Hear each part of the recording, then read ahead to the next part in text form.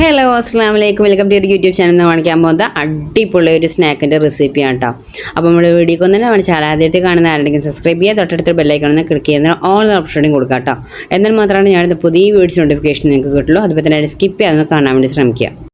ഇനി നമുക്ക് എങ്ങനെയാണ് ഈസി ആയിട്ടുള്ള സ്നാക്ക് ഉണ്ടാക്കാമെന്ന് നോക്കാം. അപ്പോൾ അതിനായിട്ട് നമുക്ക് വേണ്ടത് ബ്രെഡാണ്. ഞാനിപ്പോൾ ഇവിടെ 9 ബ്രെഡ് എടുത്തിട്ടുണ്ട്. ബ്രെഡൊക്കെ നമുക്ക് എത്രത്തോളം വേണമെന്നുണ്ടെങ്കിൽ അതിനനുസരിച്ച് കൂട്ടിയിട്ടൊക്കെ കുറച്ചിട്ടൊക്കെ നിങ്ങൾക്ക് എടുക്കാം.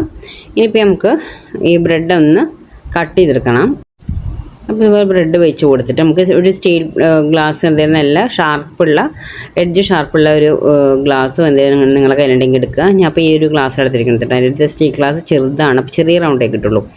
അപ്പോൾ ഞാൻ ഈ ഒരു ഗ്ലാസ്സിലെടുത്തിരിക്കുന്നത്. അപ്പോൾ അതുപോലെ പ്രസ് ചെയ്താൽ തന്നെ നമുക്ക് ഈ റൗണ്ട് ഷേപ്പിൽ കിട്ടും. എന്നിട്ട് ആ റൗണ്ട് മാറ്റി വയ്ക്കാം. അതിൻ്റെ എഡ്ജസ് ഒന്നും കളയാൻ കേട്ടോ, നമുക്കത് ബ്രെഡ് ക്രംസ് ആയിട്ട് എടുക്കാൻ പറ്റും. അപ്പോൾ ഇത് രണ്ടാമത്തെ ഇതുപോലെ തന്നെ ആക്കി എടുക്കുന്നുണ്ട് കേട്ടോ. ജസ്റ്റ് ഒന്ന് വെച്ചിങ്ങനെ അമർത്തിയിട്ടുണ്ടെങ്കിൽ തന്നെ അതുപോലെ കട്ടായിട്ട് കിട്ടും കേട്ടോ. അപ്പോൾ ഇതുപോലെ ബാക്കിയെല്ലാ ബ്രെഡ് ഞാനിതിവിടെ എടുത്തിട്ടുണ്ട്. ഇതുപോലെ എല്ലാം എടുത്ത് മാറ്റിയിട്ടുണ്ട് കേട്ടോ. ഇനി നമുക്ക് അതിൻ്റെ ആ സൈഡ് കിട്ടിയ ഭാഗങ്ങളില്ലേ അത് കളയണ്ട, അത് നമുക്ക് ബ്രെഡ് ക്രംസ് ആയിട്ട് നമുക്ക് യൂസ് ചെയ്യാം കേട്ടോ. നമുക്ക് ഇപ്പം തന്നെ ഈ സ്നാക്കിൽ വേണമെങ്കിൽ ഇപ്പം തന്നെ ഇതിൽ യൂസ് ചെയ്യാം കേട്ടോ. ഇനി നമുക്കൊരു ബാറ്റർ ഉണ്ടാക്കാം. അതിനായിട്ട് ഒരു ബൗൾ എടുത്തിട്ടുണ്ട്. അതിലേക്ക് ഞാൻ 3 മുട്ടയാണ് കേട്ടോ പൊട്ടിച്ചിട്ട് കൊടുക്കുന്നത്. അപ്പോൾ 3 മുട്ട പൊട്ടിച്ചിട്ട് കൊടുത്തതിന് ശേഷം നമുക്ക് വേണ്ടത് 1/2 ടീസ്പൂണും ചില്ലി ഫ്ലേക്സ് ആണ് കേട്ടോ കൊടുത്തത്. അതിട്ട് കൊടുത്തതിന് ശേഷം നമുക്ക് വേണ്ടത് ചിക്കൻ മസാല പൗഡറാണ്. അത് 1/2 ടീസ്പൂൺ ഇട്ട് കൊടുത്തിട്ടുണ്ട്. ഇനി നമുക്ക് വേണ്ടത് ആവശ്യമുള്ള ഉപ്പിട്ട് കൊടുക്കുക. ഇനി നമുക്ക് ഇഞ്ചി വെളുത്തുള്ളി പേസ്റ്റാണ് ഇട്ട് കൊടുക്കേണ്ടത്. അതിട്ട് കൊടുത്തതിന് ശേഷം ഇനി നമുക്ക് കുറച്ച് കറിവേപ്പില ചെറുതാക്കിയിട്ട് ഇതുപോലെ അരിഞ്ഞത് അതിട്ട് കൊടുക്കുക. മല്ലിച്ചപ്പ് ഉണ്ടെങ്കിൽ മല്ലിച്ചപ്പ് ഇതുപോലെ നമുക്ക് അരിഞ്ഞിട്ട് കൊടുക്കാം കേട്ടോ. ഇനി നമുക്ക് നന്നായിട്ട് മിക്സ് ചെയ്തെടുക്കണം. നമുക്കൊരു ഫോർക്ക് വെച്ചിട്ടോ അല്ലെങ്കിൽ ഒരു വിസ്ക് വെച്ചിട്ടോ സ്പൂൺ വെച്ചിട്ടാക്കിയാലും പെട്ടെന്ന് തന്നെ ആയി കിട്ടും. കട്ടകളില്ലാതെ മുട്ടയുടെ കട്ടൊക്കെ ഒന്നുമില്ലാതെ ലൂസാക്കിയിട്ട് ഇതുപോലെ നമുക്ക് ആക്കിയെടുക്കണം കേട്ടോ. നമ്മളിതാ നല്ല ലൂസാക്കി വെച്ചിട്ടുണ്ട്. ഇനി നമുക്ക് വേണ്ടത് നമ്മൾ കട്ട് ചെയ്ത് വെച്ച ബ്രെഡില്ലേ ആ ബ്രെഡ് എടുക്കുക. ഇനി നമുക്ക് ഞാനിപ്പോൾ ബ്രെഡിൻ്റെ എഡ്ജസ് നമ്മൾ കട്ട് ചെയ്തില്ല, അതുകൊണ്ടാണ് ബ്രെഡ് ക്രംസ് ഉണ്ടാക്കിയിരിക്കുന്നത്.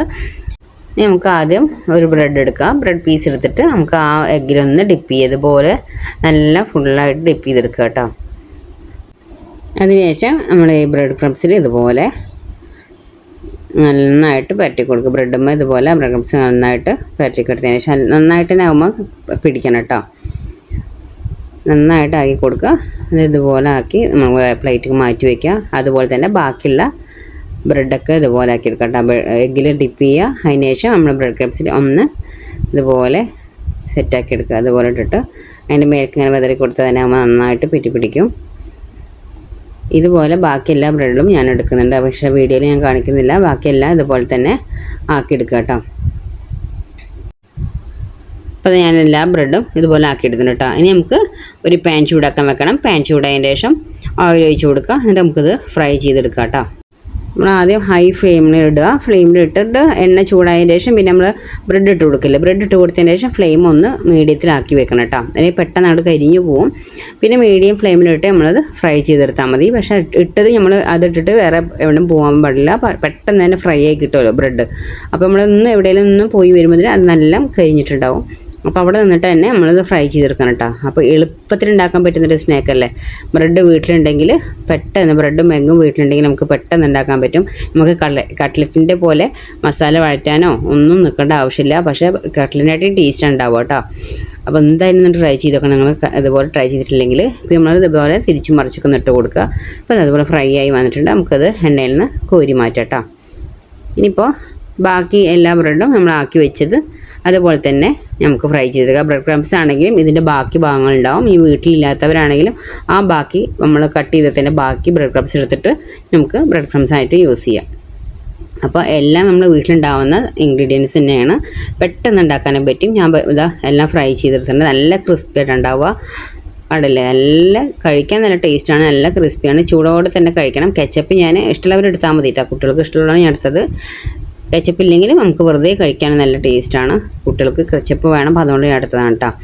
അപ്പോൾ നല്ല ടേസ്റ്റാണ്, പെട്ടെന്ന് ഉണ്ടാക്കി തീരുകയും ചെയ്യും. അപ്പോൾ നല്ല അടിപൊളിയൊരു സ്നാക്കാണ്. ഇതുപോലെ ട്രൈ ചെയ്യാത്തവരുണ്ടെങ്കിൽ, ബ്രെഡ് വെച്ചിട്ട് ഉണ്ടാക്കാത്തവരുണ്ടെങ്കിൽ ഒന്ന് ട്രൈ ചെയ്ത് നോക്കുക. അപ്പോൾ ഇത്ര നമ്മുടെ വീഡിയോ ഇഷ്ടം ലൈക്ക് ചെയ്യാനും ഷെയർ ചെയ്യാനും കമൻറ്റ് ചെയ്യാനും സബ്സ്ക്രൈബ് ചെയ്യാനും മറക്കരുത്. Okay, bye bye, thank you.